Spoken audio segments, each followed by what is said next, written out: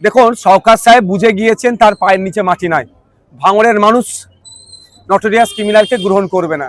সেই জন্য তিনি তার দলের লোকেদেরকে দিয়ে ওখানে বোমা, গুলি, বন্দুক মজুত করছে আমাদের উপরে হিংসা করার জন্য। নির্বাচন কমিশনের কাজ হবে এটাকে ইনশিওর করা, মানুষ যাতে তার মতামতটা ঠিকভাবে দিতে পারে। আমি একটা নাম বলছি, শওকত সাহেবের সাথে খুব ঘোরাঘুরি করতো, বড় বড় দাপাদাপি করতো চালতাবেরিয়ার নেতা ওহিদুল ইসলাম সাহেব এখন কোথায়? বোমের ওই দিনকে যে বোম তৈরি করছিল গণতন্ত্রকে বিপন্ন করার জন্য, ওই বোমের আঘাতে তিনি অসুস্থ হয়ে পড়েননি তো? একটু খোঁজ নিয়ে দেখুন, তাকে দেখা যাচ্ছে না কেন? তাকে ধরা পড়লে শওকত সাহেব বা কারা কারা আছে যুক্ত সব জানা যাবে। ইভেন ওই লাশগুলোকে তুলে যে অ্যাম্বুলেন্সে করে নিয়ে গেছে, সে অ্যাম্বুলেন্সের চালকও গ্রেফতার হয়েছে। সেখান থেকে খবর পাচ্ছিলাম এনআই এসেছে। এনআই এসে কি শওকত সাহেব বা জড়িয়ে আছে বলে কি তারা চুপ করে গেল? তাহলে কোনো না কোনো জায়গায় তাহলে সেই বিজেপি তৃণমূলের সেটি কিন্তু উঠে আসছে। তারপরে বলবো ভাঙড়ের মাটি শক্ত ঘাঁটি, ভাঙড়ের মানুষ সবসময় স্রোতের বিপক্ষে চলে। বোম গুলিতে ভাঙড়ের মানুষকে ভয় দেখাতে পারবে না। দেখুন, আমি তো সবসময় শান্তিপূর্ণ নির্বাচনের পক্ষে ছিলাম, আছি, থাকবো। শান্তিপূর্ণ নির্বাচন করানো আমার দায়িত্ব নয়, নির্বাচন কমিশনের দায়িত্ব। শুধু প্রেস করে বলে দিলে হবে না, নির্বাচন কমিশনকে যথাযথ দায়িত্ব নিয়ে শান্তিপূর্ণ নির্বাচন করাতে হবে, নাহলে জবাব আমরা নির্বাচন কমিশনকে দেবো।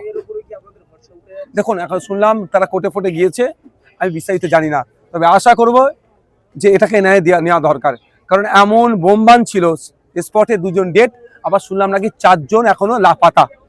তারা হয়তো মনে হয় এতক্ষণ কোথায় আছে বোঝা মুশকিল, মারা গেছে না বেঁচে আছে। তাহলে এত বড় ঘটনা, এটা সীমান্তবর্তী রাজ্য, আবার সীমান্তবর্তী জেলা, এটা আমাদের ভাবতে হবে। এত বোম, বারুদ, পিস্তল কোথা থেকে আসছে, এটা তদন্ত হওয়া দরকার।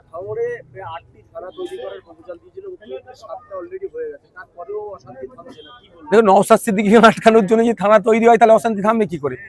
আর দিয়েছে নটোরিয়াস ক্রিমিনালকে দায়িত্ব, তো ও তো কি গোলাপ ফুল দেবে? ও তো বোমই দেবে। মমতা ব্যানার্জি যাকে বলছে তুই বোম বাঁধিস, ন্যাশনাল হিউম্যান রাইটস কমিশন যাকে বলছে নটোরিয়াস ক্রিমিনাল, তাকে দায়িত্ব দিলে, তাকে প্রার্থী করলে বোম উপহার দেবে না ভাঙড়ের মানুষকে তো গোলাপ ফুল উপহার দেবে?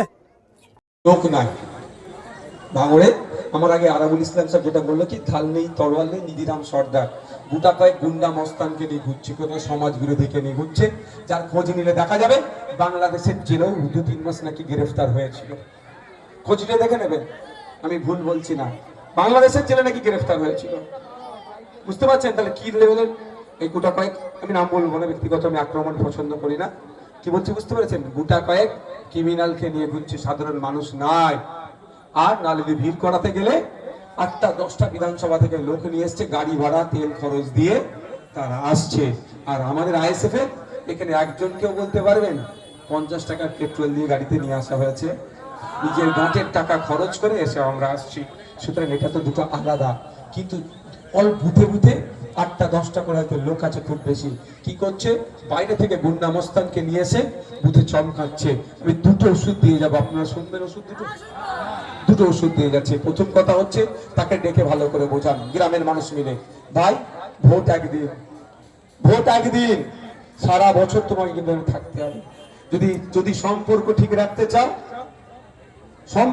রাখতে চাও তাহলে বাইরে থেকে গুন্ডা মস্তান নিয়ে এসে মস্তানি বন্ধ করো। কারণ গুন্ডা মস্তান তোমাকে কিন্তু সারা দিন সারা বছর তোমাকে কিন্তু পাহারা দেবে না। বুঝতে পেরেছেন? ও বুঝে যাবে যা বুঝাতে আপনি চেয়েছেন, 1 নম্বর কথা। 2 নম্বর কথা হচ্ছে গুন্ডা মস্তান এখান থেকে ঢুকছে, এই পাড়ার রাস্তা বেরোচ্ছে, যেই একটুখানি সজাগ থাকতে হবে। পারবেন তো একটু সজাগ থাকতে? একটু পাহারা দিতে পারবেন তো নাকি? আপনার ভোটকে পাহারা দিতে পারবেন তো নাকি? একটু সজাগ থাকতে হবে। কি করবেন? এই পাড়া দিয়ে ঢুকবে, ও পাড়া দিয়ে বার হবে। যেই পাড়ার মধ্যে ঢুকে থাকবে, পাড়ার 2 মাথায় কি করে দেবেন? গার্ডকে দিয়ে পুলিশকে একটু ফোন করুন, প্রশাসনকে ফোন করুন। একবার তারাটা যখন খাবে, গতকালকে আমাদের কারিমুল বলছিল যে কারিমুলদেরকে তো সকাল বিকাল জেলে নিয়ে যার, এরা রেডিও জেল খাটার জন্য, এরাও রেডি জেল খাটার জন্য।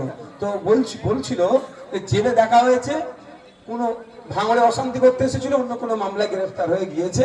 তারা বলছে ভাই জীবনে যেথায় যাই যাব, কিন্তু ভাঙড়ে আর জীবনে লড়াই করতে যাব না। বুঝতে পারছো ভাঙড়ের মানুষ কি জিনিস? তো একবার আটকে দাও, ও ভাঙড়ের দিকে আর আসবে না। আর